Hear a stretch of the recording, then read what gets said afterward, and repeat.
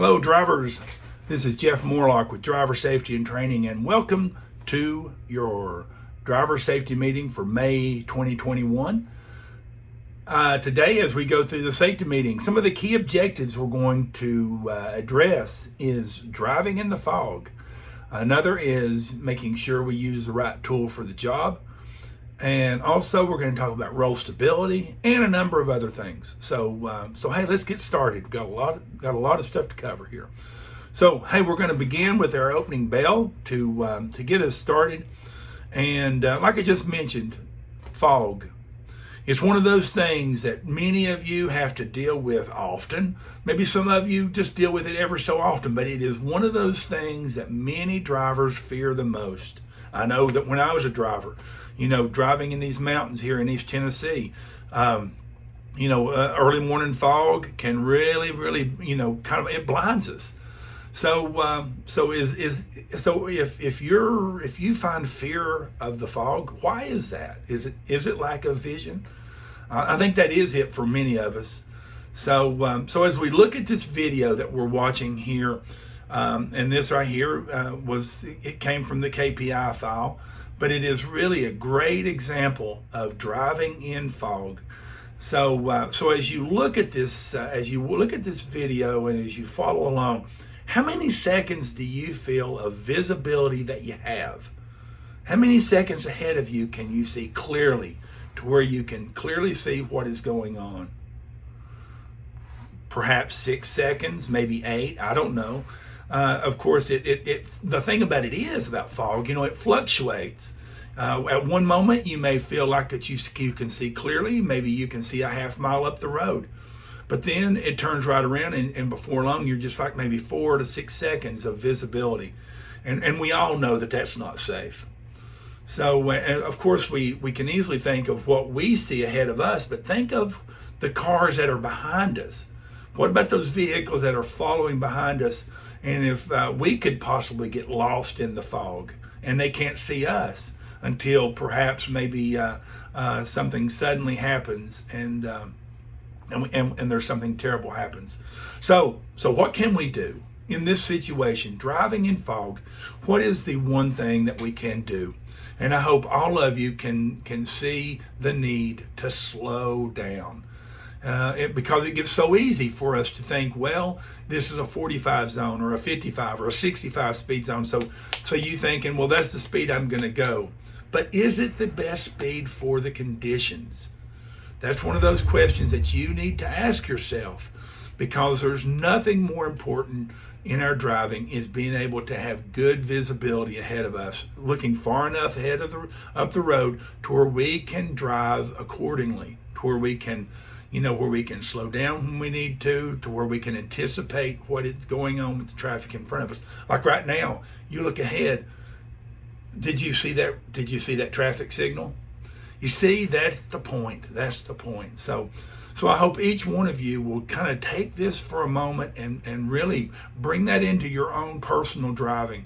And whenever we get into that fog to where we feel like that it is heavy, slow ourselves down nice and steady. We don't want to all of a sudden slam the brakes on, but we want to just slow ourselves down to where we can more safely react to what is ahead of us until the fog starts to clear. Okay? The last question before we move off of this right here. So what can we do as far as to make ourselves more visible? Of course, there are those, we want to make sure we have our lights on, perhaps our four-way flashers.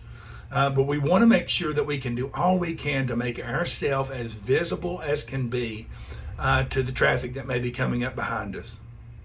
Okay? All right. Hey, next thing we're going to look at is the wellness nugget. And the wellness nugget, and yeah, if you're looking at it on the video and on your phone, I know you're thinking that the type is way, way too small. And so I'll just read some of this here for us. But it is dealing and understanding and accepting some of the things about our health, and that is pre-diabetes. And that is the things that can lead up to being diabetic and having diabetes. And so this is maybe this is maybe a part of your life right now, or maybe your family or your friends. You can relate to this. I know. For instance, my father was diabetic, and he was not a big guy, but he was he was a normal sized fella, but he was diabetes, and he didn't take care of himself like he should had. He just thought that he just needed to cut out this and that, and he would be fine. But that was not the case, and eventually that took his life. So it's a very serious subject for all of us to keep in mind. And so so when we think of being pre-diabetic like that, it means that their blood sugar are a bit higher than normal. This is likely due to carbohydrate intolerance. If you're intolerant to carbohydrates, your body has a hard time using the sugars from them for energy, which raises your blood sugar. Over time, this causes blood sugar levels to increase and progress to where you could possibly become type 2 diabetic. Some of the symptoms, perhaps you're feeling tired or hungry all the time. Perhaps and thirsty. I hear people about always feeling thirsty. Also, difficulty focusing after you've ate. Maybe you sleep poorly. Perhaps you've gained weight, especially right around the middle. These are all symptoms that can maybe inspire you to maybe talk to your doctor and have and have it checked out, because this is one area that you can that you can do a lot of things to control. And so one area is your A1C. A normal A1C is 5.7, as you can see there in this chart right here. That's in the yellow right there. That's at pre-diabetes. That's that area right there. That anything less than that is normal, but anything above that is an area that we need to be very concerned with. So if you're going to see your primary care provider, and you have your blood work or your lab work, whatever you want to call it, ask your doctor what your A1C is, and ask your doctor what their thoughts are as far as your blood sugar level, and of course diet and exercise comes into play, and I'm sure your doctor can give you a lot better advice than I can. So hey, once again, this is going to be hanging in your driver's room. So hey, get it, read it. Hey, maybe make a copy of it and take home. This might be something maybe a family member or a friend could gain some knowledge from. So really good stuff. So thank you to the wellness group there for supplying this to us. There is a version here that for our excuse me, for Sarnia and Nanticoke, and then of course we have another version here for St. Augustine. So for all you drivers, okay. Hey, let's move on. Hey, let's take a look at our special emphasis from the field safety group, and that is using the right tool for the job. This previous month we had two injuries that happened. One was where a driver was descending from a trailer and twisted his ankle. But the other one was where a vehicle mechanic was reattaching a brake spring using a screwdriver, and the tool slipped and lacerated the mechanic's face. And so, hey, when I read that and heard that, immediately when I heard that, I can remember myself at home in my own garage doing the same thing using a screwdriver. And that's because a screwdriver is so handy and it seems like would be a fitting tool for that job. But it's not. Here at our products, routine tasks are covered in JSAs. And what that is a procedure that provides the employee for detailed instructions on how the work should be performed. The JSA should not only provide step-by-step instructions, but it should also identify potential hazards, the right tool to use, and the right PPE to have on. So, once again, in this incident right here, using the screwdriver to attach a brake spring was the wrong tool for the job. If we would have looked closer at the JSA, we would have known, and it would have prescribed the right tool for the mechanic to use. So this was, but as we think of this, and this driver got a laceration on his face. This mechanic had a laceration on his face. This could have been worse, of course, So that's why it's so important we make sure we have the right PPE on. Even if you're working in your own shop at home, or you're working at your home and on a project like this, hey, make sure safety glasses and gloves, those type of things, to make sure that you keep yourself safe, even on your own, doing your own thing at home. So the lessons learned from this is definitely when we think about mastering the basics, we want to make sure we follow procedures in all things that we do. We want to make sure we follow procedures and make sure we use the right tool, the right size tool, and that tool is for the task that is intended to, that we use it in a safe manner, and make sure that we follow any procedures of using that tool. Maybe perhaps you're doing something at home, or a mechanic is doing something in our shop, or you're doing something on a trip that's requiring you to use maybe something other than your hammer or valve wrench. And if you're using your hammer and your valve wrench, you want to make sure you're using it correctly and that it is the right tool for the job. But any tool you would use, you want to make sure you're using it correctly.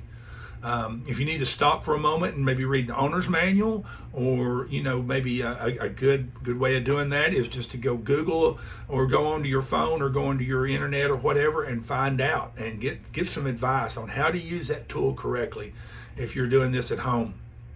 Okay.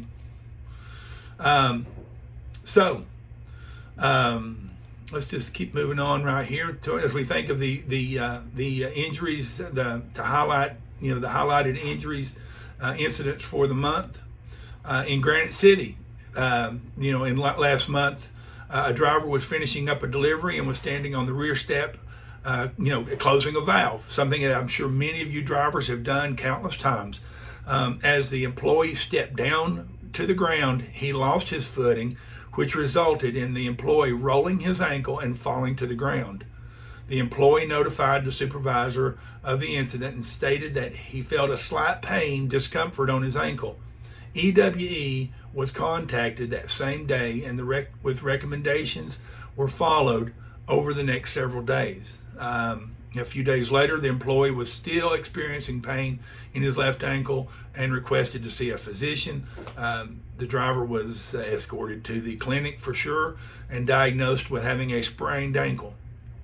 So light duty was prescribed, and so this was a recordable injury with restricted duty. So, of course, the lessons learned is staying focused on the task at hand.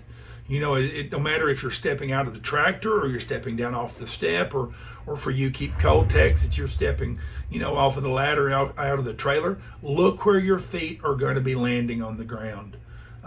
Even though we're in the springtime, summertime kind of season, there are still those hidden hazards there that can affect your slip, trip, and fall. To where you can easily turn your ankle or hurt yourself. So, all right. Here's a stock photo of kind of what happened here with this driver standing on the step. The other is what we were just speaking of right here, where the mechanic was using the wrong tool for the job here, and he got the laceration. So you can see the numbers, where we are on the numbers for a total North American count for this fiscal year as being 10. Of course, that's not what we want. We want zeros. We want zeros everywhere right here. But we had these two here for April, which brought our number up to 10.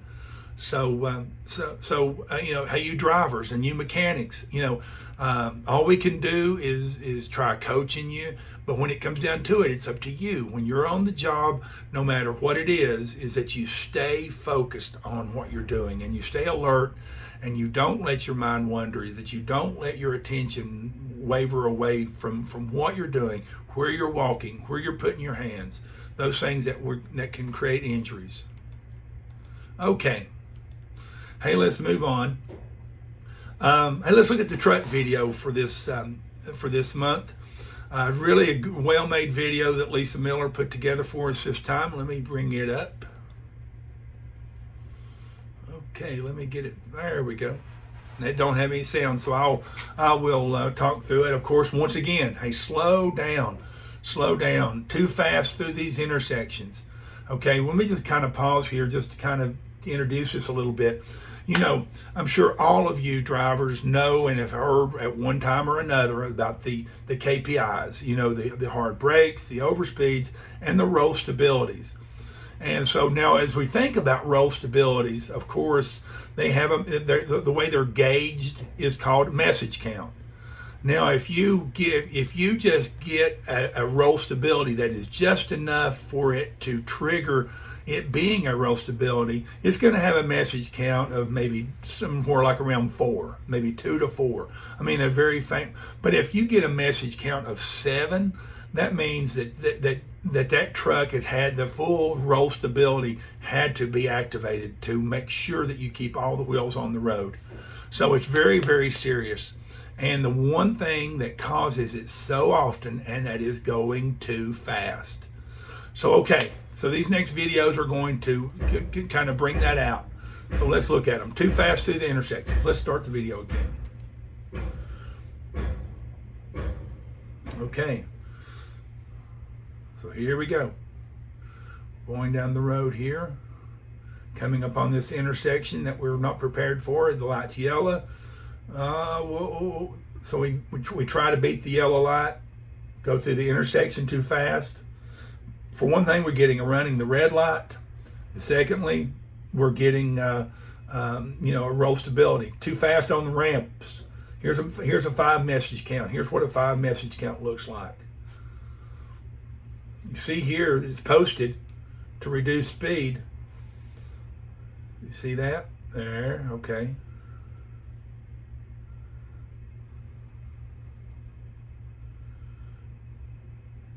But as we take this, we're taking it at weight is just too fast. And as and the one thing about these kind of events like this, driver, is as you make that turn and as you straighten it up, you're going to get that motion in the truck that's going to give you a roll stability event. And it's not just the KPI. What this is these are the things that can lead to a serious accident or can lead to a rollover.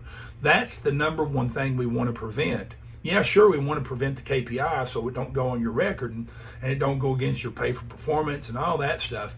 But first and foremost, we want you to stay safe and to avoid accidents. Okay, let's keep it going. Here is snow-covered signs. But it's 5 message count.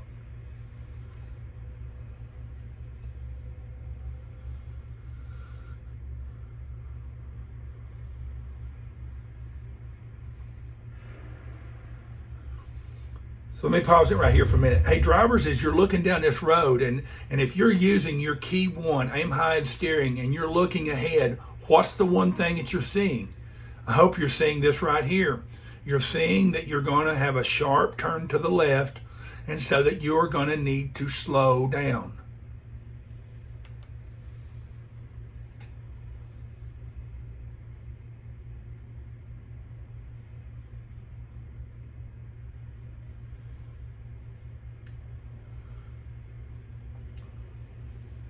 All right. Okay. This is a 7 message count.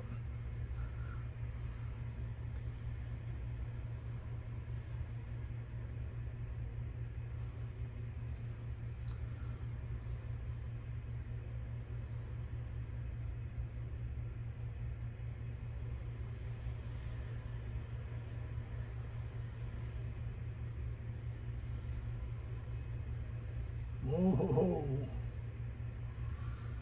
So we've seen right there, that's where he got the KPI in that curve. So you've got to slow down. Take the turn, take it slower. You can see some of these, maybe you recognize some of those. We sure don't want this to happen to you. Absolutely not. Okay. Hey, well-made video. Thank you, Lisa. Hey, let's move on. One of the things that I do each safety meeting now is, I just randomly pick, some of the really great positive work that you guys are doing out there, and so in the remote observations. And so let's look at them one at a time here. Here we're seeing, and as this was described by the manager as being a textbook example, and it is. We began with this textbook example of doing it the right way. We see a driver from Butler, Quentin Runyon, and we can see here, Quentin is got his PPE on. He's walking into the delivery side. He's got his cone in hand, and he's going to market, and he's gonna, he's doing he's doing it the right way. So hey, good job, Quentin. Here we got. I was a little torn here for Glenmont, so we put 2 in there for Glenmont. The first one, the one at the top here, is Paul Brennan.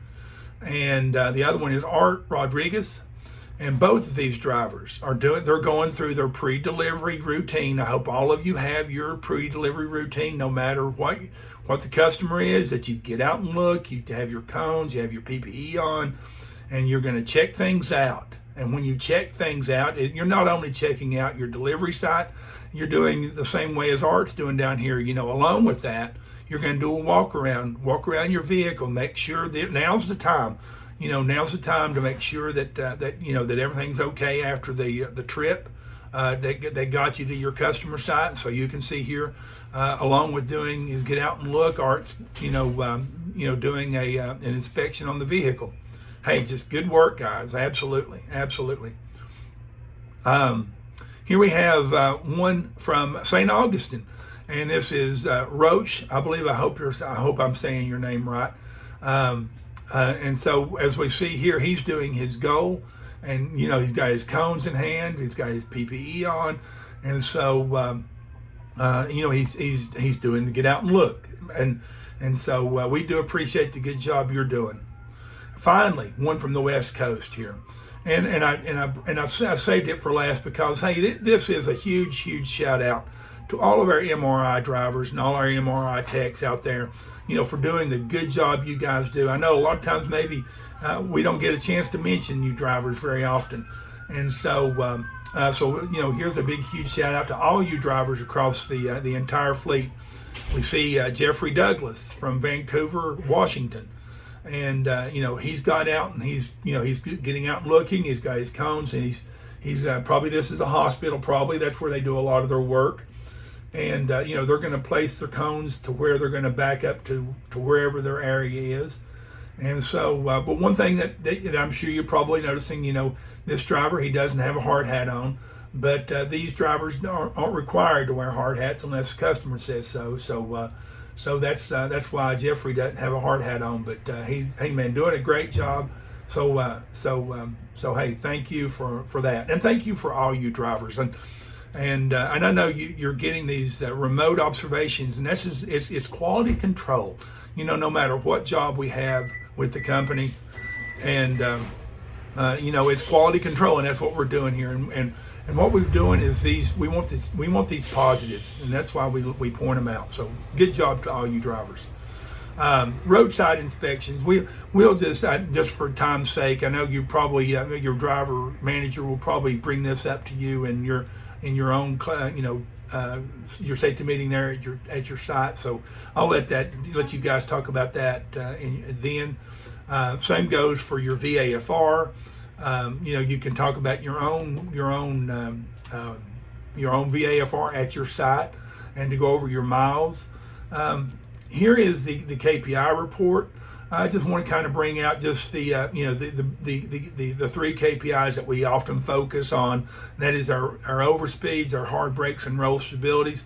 You can kind of see where we are here. The overspeeds have really come down, kind of worked its way down, but we're kind of even.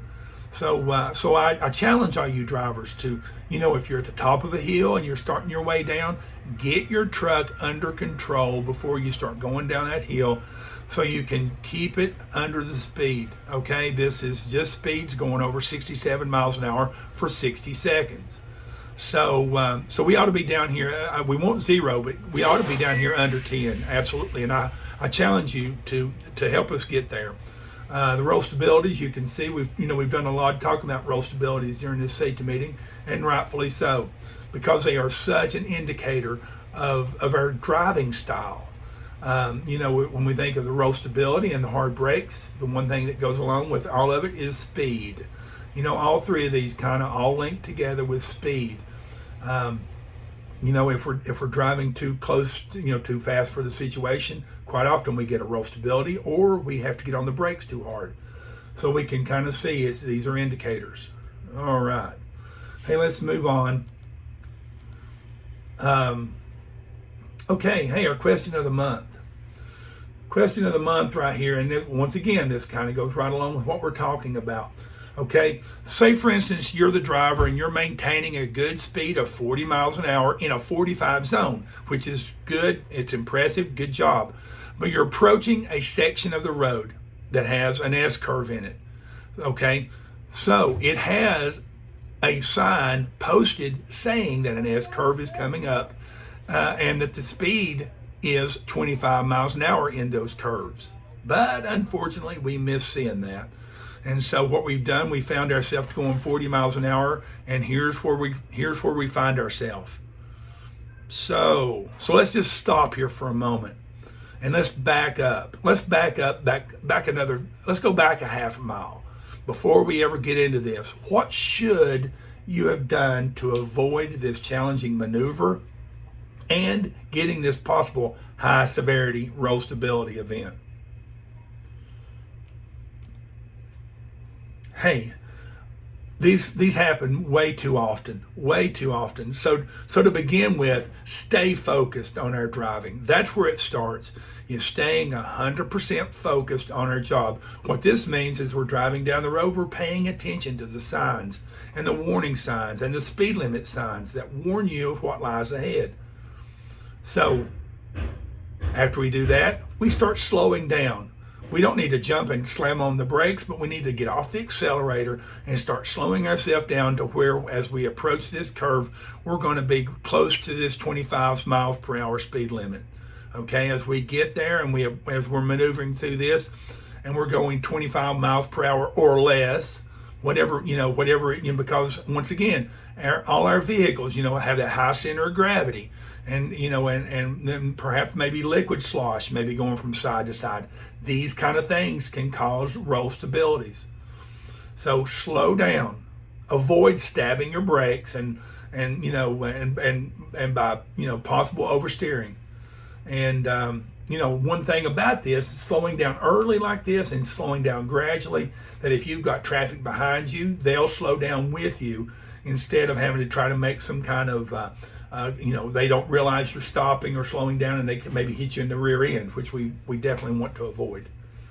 Okay, something good here to think about, because once again, this is one of these things that happens in your trips every day. Hey, our focus. We were talking about a few minutes ago about making sure that we use the right PPE, that we're using the right tool for the job. Hey, we also need to make sure that we use the right PPE for the job. That's something that we drivers can take from this, is not only the right tool, but also making sure, excuse me, that we use the right PPE for the job. So let's take just a few minutes here and focus on this, on what it says in the driver handbook about hand protection. And once again, it's in the driver handbook. It's in your phone, easy for you to use. You go to the PPE section. All you got to do is scroll a couple of pages and you'll find the hand and arm protection. So when performing loading and offloading liquid cryogenic product duties, drivers must wear the approved gloves that are all leather, palm and back, and provide mid-forearm protection, which, in other words, 13 to 14 inch long gloves, full length gloves, if you're offloading and you're loading liquid cryogenics. Okay, I sometimes see drivers using the wrong glove, and what they're doing is they're putting their body at risk. So when loading and offloading gaseous products, such as from a tube trailer or other things, or when fueling or doing any other type of vehicle inspection, such as pre-trip, post-trip, or en-route inspections, approved leather gauntlet style gloves are to be used. which are, gloves that I guess quite often in some terminals they refer to as fueling gloves, the normal leather gloves. Any question you have, please contact me or any of the driver safety team. We'd love to help you with that and making sure that you understand what the tool is. I mean, what the right glove is for the job. Going along with that, excuse me, let me get me a drink right quick.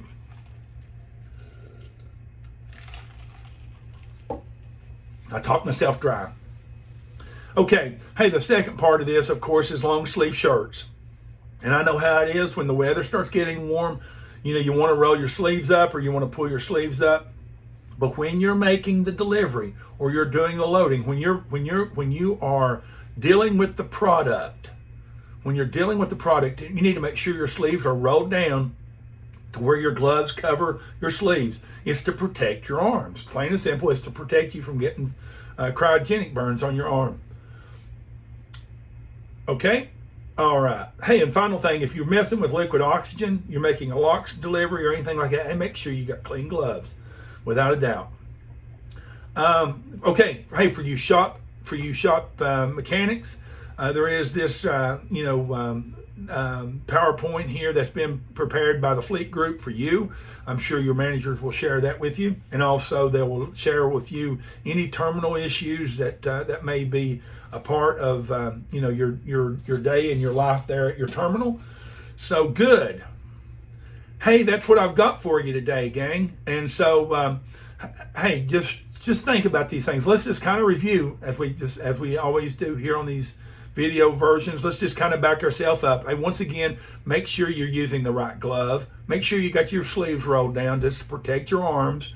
And hey, as we looked on the question of the month, we want to make sure that as we're driving down the road that we're paying close attention to the signs that tell us what lies ahead. Maybe you're driving in an area that maybe you're unfamiliar with or that you haven't drove down that road. So you want to make sure that you're looking at those signs that's telling you where there is a traffic signal ahead or there is a curve ahead. And quite often they'll be having a speed limit that will be attached to that. And it tells you then that you need to start slowing yourself down and preparing for that part of road. Okay. Hey, and good job. Hey, thanks for all doing all the great get out and look. Quite often, we focus on those situations where you don't get out and look.